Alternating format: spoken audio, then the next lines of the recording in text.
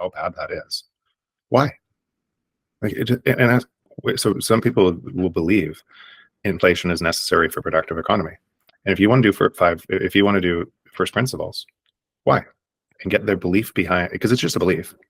And then get, why do they believe that inflation? And they'll say something like, well, there's not enough money to go around if you don't. Why? And you'll get to a core belief that they won't be able to solve, because it's just a belief that it ends in somebody has to control money.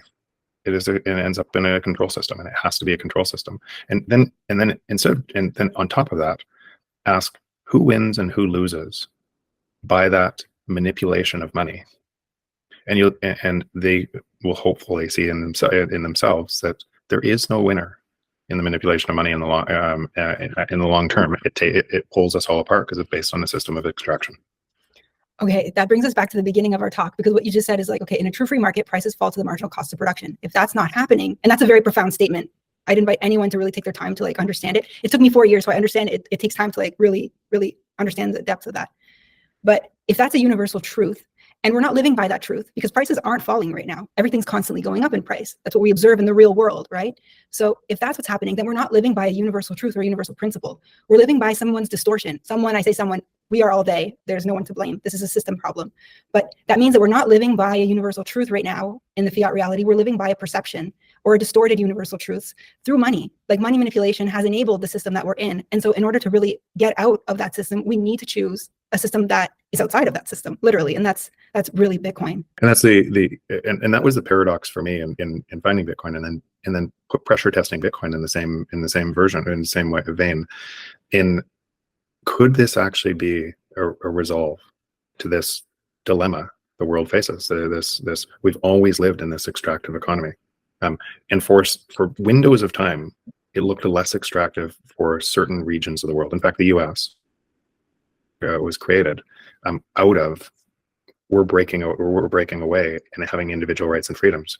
And because the individual rights and freedoms, the free market is more powerful. It became the U.S. that we know today. Like a superpower, because the free market is more powerful, and it became the reserve currency of the world, and it became all of the smartest people that were locked out of the system in Europe moved their families to create a new world, a new life for their families, and essentially more shots on net, more free market ideas moves faster than a closed market of a couple people deciding, which created for a time, and the Constitution was a big part of that, guaranteeing people's rights to act as free men, and then it got captured, and it got captured through money, through the Federal Reserve, and then a creeping state that used the exact same system that we saw before in Britain. Sun never sets on the British Empire, right? Same system before. That's now reaching end of days on that, and you then have El Salvador moving to Bitcoin. And you have other countries thinking about, okay, how do we play this game again, or how do we war game, destroy people, and convince our societies to go to war, and then reset the currency again, and start the whole thing over again. And some people are thinking, okay, we could do this on gold again, and cutting through all of that nonsense is Bitcoin. And Bitcoin, there's never been something like it before. So it would be hard to imagine what that meant for most people in the world. They're using these frameworks, these ideas, to be able to understand what Bitcoin is. So for me, in trying to disprove what I just said and trying to kill Bitcoin from every possible angle, and by the way, there's still, we could talk about some of them right now, and that most people wouldn't understand that they were feeding the beast that was taking everything from them, which would give more attack vectors against Bitcoin. I was really trying to, and still do, try to disprove this hypothesis through Bitcoin and say, where could Bitcoin fail from that? And I've come to the conclusion it's very, very unlikely to fail. By fail, I mean get centralized. But there are still risks. And one of the risks is if people just see it as a store of value, it will be captured. And in other words, if Bitcoin isn't a medium of exchange, it will not be a good store of value. So we're investing through ego death in companies that are creating peer-to-peer and ensuring that Bitcoin is also able to be used as a medium of exchange, and it's expanding really fast there. But I'd say in the Western world, most people think of it just as a store of value, if they think of it as a store of value at all. What does abundance mean to you? So I want to keep this away from the utopian view. I'd like it to stay within the free market view of. I just think we are programmed to solve problems. We're programmed to be curious. I'm not being programmed. We think about if there's something as a burning need in a free market, what ends up happening is the scarcity attracts higher margin, right? The higher margin attracts entrepreneurs to be able to attack that with different ideas to provide more value, which produces abundance. I don't think that process will ever really go away. I think that process of the free market is the thing that, or maybe we have never found a better way other than the free market to inspire that in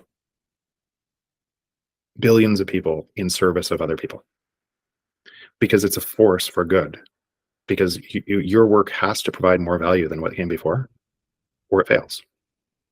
So it's an incentive. So what I mean by abundance is that path allows abundance because you utilize all of our minds, all of our creative genius, all of everyone's ideas to be able to create that abundance. So when I say 8 billion people in service of 8 billion people, that's what I describe.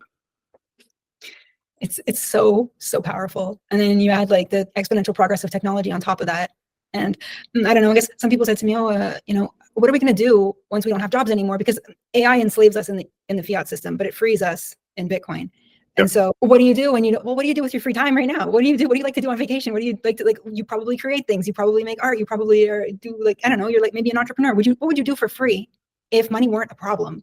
And I feel like, I know this might be hard to relate to right now for some people, but I have a feeling that Bitcoin is taking us into a world beyond money. Like Bitcoin, I see it as a transition system into a world where we're just going to be exchanging value and not expecting anything in return. I know that sounds super utopic, but that's kind of how I see things where they're going. Because if prices fall to the marginal cost of production and Bitcoin imposes that true free market, eventually we're going to stop using Bitcoin. We're going to start using sats, which is kind of already starting. And then eventually, once sats aren't used anymore, what happens?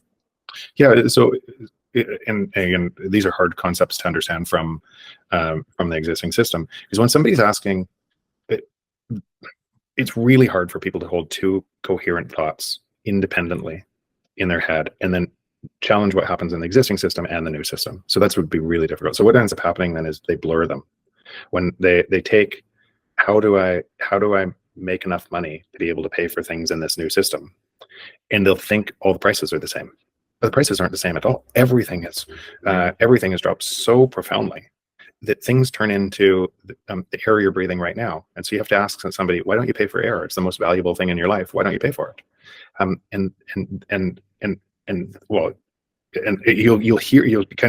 see that, well, that seems crazy. Why would you pay for air? It's abundant. Exactly. That's the point, right? There is no, so entrepreneurs can't make money from air because it's abundant unless you're in space or underwater or in a hospital where you need extra oxygen. And even those versions, because they're such small markets, there's just not a lot of money in oxygen, right? So there's not a lot huge business monopolies of oxygen. There is no monopoly, right? The monopoly is you have it. It's all free, and that's what everything looks like.